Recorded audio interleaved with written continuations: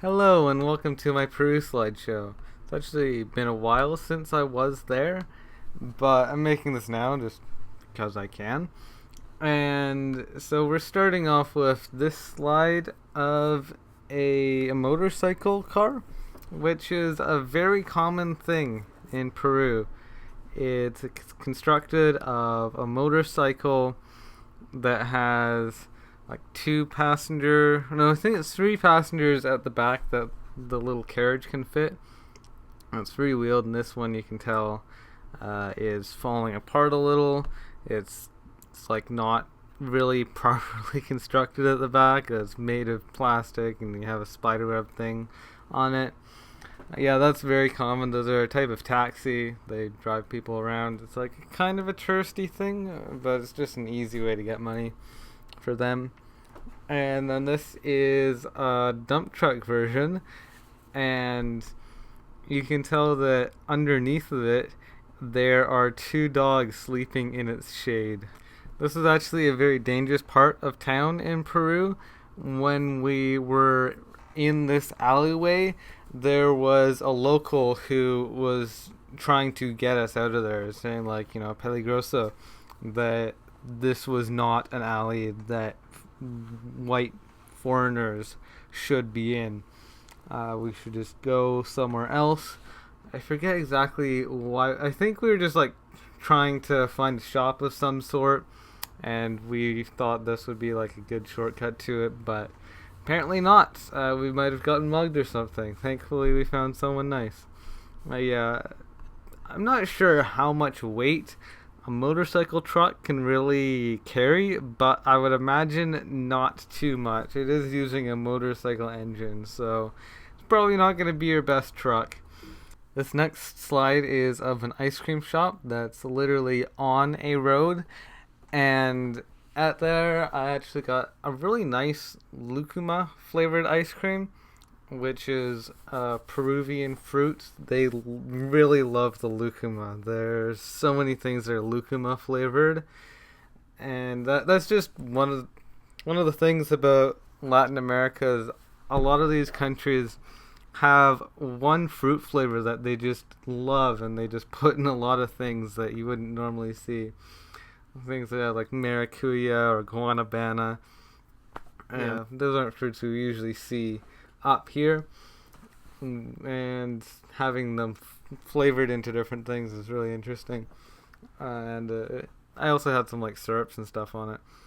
But another interesting thing about the slide is you'll see the way they keep the ice cream refrigerated, with the stall being on the street, is they have it plugged into an outlet that is wired into the ground, into the kind of cobblestone ground, and it does not look the most safe. There's even some elastic bands around it for some reason, and it's supposed to be weather tight, but you can tell that the weather tight things are falling off, and it's probably not safe for the elements at all anymore.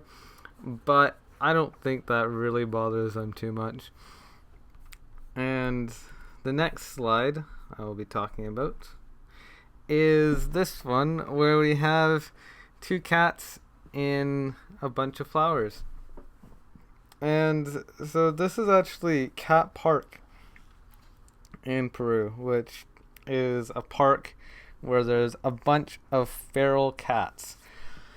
And the way it started was that people who had cats and didn't want them anymore would just dump them in this park and let them fend for themselves. And somehow they survived. They found enough food, and seeing a bunch of cats around, people decided, let's just dump ours in there as well. Why not? That's the easy way to get rid of them. And also they reproduced amongst themselves, and there got to be a lot of cats in there. And so there's plenty of feral cats. Not sure what generation they are, but there's a lot of cats in there, and they are not pets. They are descendants of pets, which is very interesting. Also, it's a very pretty garden as well. So if you're ever in Peru, I definitely recommend going there.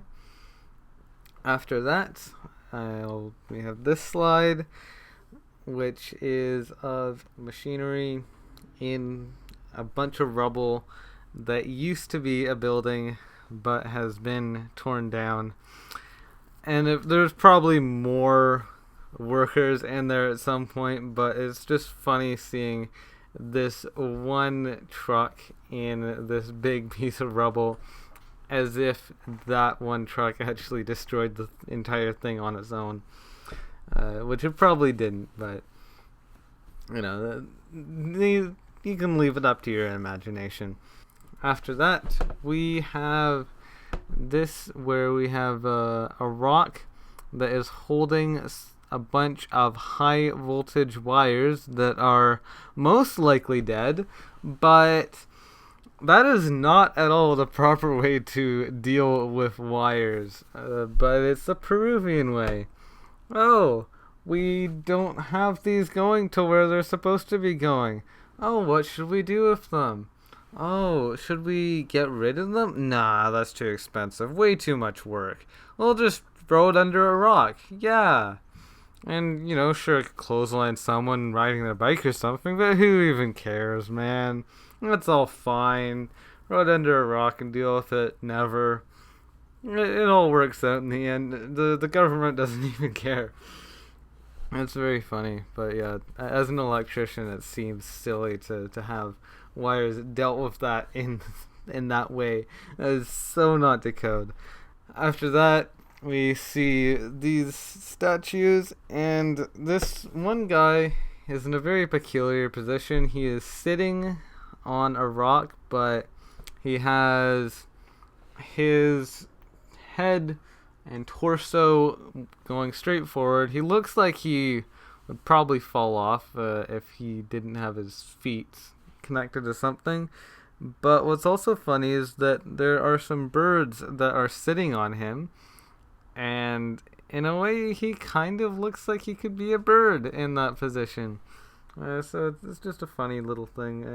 It's not like super Peruvian. Well, I mean, it is part of their culture to have these kind of statues and stuff. I think it's like somewhat religious or something, but it's a very funny looking statue. After that, we have this shack and these two goats. And this is a mud shack made of mud bricks. And you can see that it actually is getting electricity, but probably not plumbing. And I was told that they don't really get plumbing in a lot of these places. Instead, they have water trucked in. There is a water truck that dumps off like 1,000 liters at a time for them to use, which is very interesting, as I've never heard of water trucks before there. I mean, I've seen trucks carrying water, but it's not just because people don't have plumbing. It's for other reasons. So yeah, it's interesting to see, and these are like the Andean little villages. This is the tall sacred rock, and they're all shaped vaguely like this because they're meant to represent something tall. And so it was the pre-Aztec people who would worship these. They considered this rock to be an embodiment of their god, and so praying to this rock would be like praying to the god. It would be like this proxy to pray to God. You pray to the rock. And so everyone had a smaller version of it in their backyard so that they could pray there. And they might go to like, some kind of a place like this, pray to a bigger one, or like, a more sacred one. Maybe it would get delivered faster or something. And so then a while later, other people came and said, nope, I don't like this rock business. Needs to get out of here. I want you to worship Christian God with a Christian cross, and so worship that instead. And the locals were not happy about that, but they came up with a compromise where they could put the cross on the rock and worship them both at the same time. And so to the these settlers' perspective, it's like, oh, you're worshiping our cross. That's what we want. All good. And the locals were, oh well, I'm worshiping our rock. This is exactly what I want to be doing. And over time, eventually, the cross actually came to symbolize the rock, and so people in Peru, even today, will worship the cross, and they consider themselves to be Christians, but it did come out of that they worship it like that, which is very interesting. I actually saw this on a bike ride, which is very cool. And this was also from that same bike ride. These are two pigs, and they were just in the middle of a trail. So we had this very nice 2-day bike ride down through the mountains. Very cool. And so this was just on the trail that we just biked through someone's yard, basically. They didn't mind. And in their yard, there were two pigs on the path we were biking down. And so I just kind of had to veer out of their way. But it's just kind of funny having these two pigs in the middle of our bike path, because we would never see that here. But in Peru and in a lot of Latin American countries, people will just keep pigs as pets.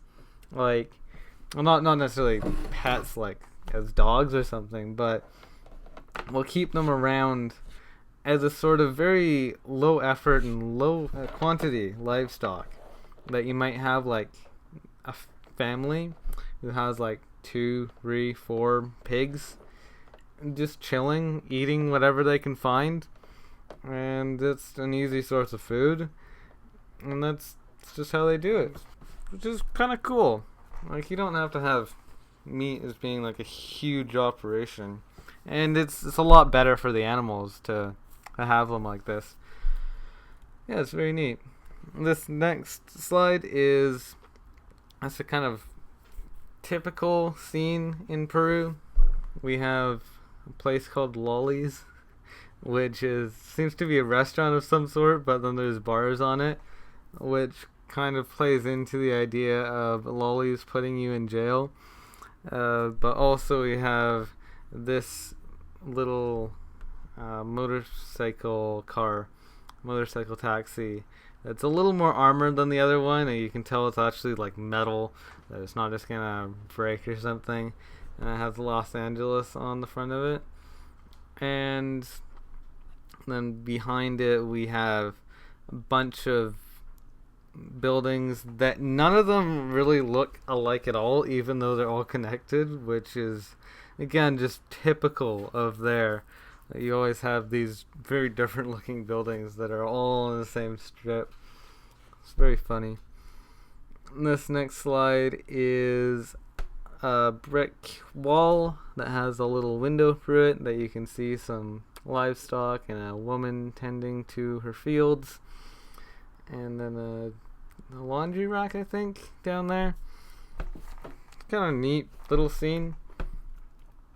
And then this is a building that appears to be an internet cafe of some sorts, and they advertise Noragami on it, which I think is kind of neat.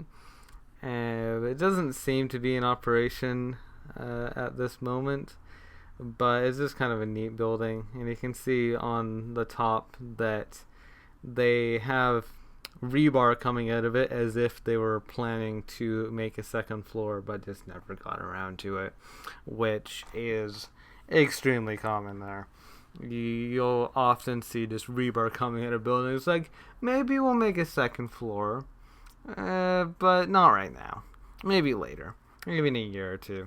We can't afford it right now, but just leave the rebar up, and if we ever needed a second floor, we'll tell you. Which is just how things get done there. And then we have a donkey, very friendly donkey. This is on a hike, and yeah, we had this very nice hike through the mountain, super tall mountain, but there's still some people who live up there. I saw a glacier there. I don't actually have a picture of the glacier in the slideshow. I didn't get a super great shot of it, but This donkey was very friendly. He liked walking behind us. Sometimes he walked towards us. It was just nice to have around. And then this shot is of a bunch of like poor people just doing their stuff. They have tarps around. There's one guy selling popcorn. Someone who has like a truck that looks like it has like bicycles or something in the back. And then you have this beautiful mountain in the background, which is quite a contrast to the scene happening in the foreground. Well, that's kind of neat. And we have this store, the Athlete's Foot, which clearly shows that people there don't understand English very well. I have this picture, which is a disabled Viking who really needs to go to the bathroom. And this is from a local brewery there called Barbarian, which has great beer, which is quite surprising for Peru, because usually in Peru you have a couple brands. There's the Dorado, I'm pretty sure it was called. It's just like the worst kind of quality beer. There were, in fact, that beer you could get a full liter of for around $2 or $2.50, which is super cheap, especially compared to here. But it tastes kind of gross. What's basically on the same level as Pilsen, which is just generic lagers, like around the quality of Budweiser, basically that kind of crap. And then you have Cusqueña, which is like the mainstream but high quality beer, which usually isn't that much more expensive than the Pilsen, but it's just so much better. They only have a couple flavors. They have, I think it's 3 lagers and a wheat beer. They have the golden lager, the red lager, and the dark lager. And the dark lager, the Negra, that was a great beer. And the wheat beer was also a great beer. But the other two are, they're better than the Pilsen, but they're not amazing either. But this one, the Barbarian, all of the beer is great. I didn't get to try a ton just because I wasn't there for too long, but man, they do a good job of the beer, and the actual brewery itself just has such cool imagery.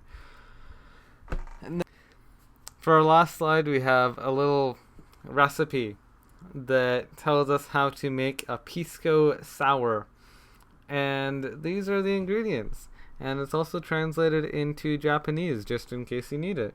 Also, I found this in an alpaca store where basically everything is just made of alpaca except for these couple souvenir pisco things. So our recipe is pisco 45 milliliters, the albumum white egg 1, limon 30 milliliters, gum syrup 1, above things mixed with ice. Then put cinnamon a little.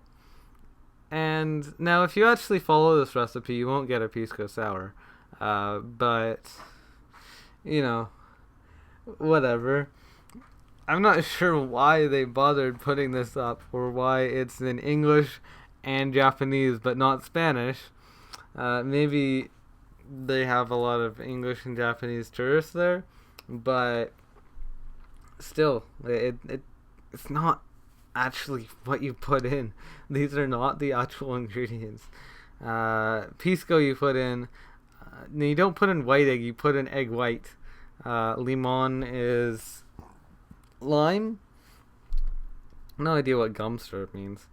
And then cinnamon, doesn't generally call for cinnamon. Generally it would call for the Angostura bitters, not cinnamon. So if you want to make an actual pisco sour, just look it up. Don't use this. Anyway, thank you for watching. Hope to see you again next time.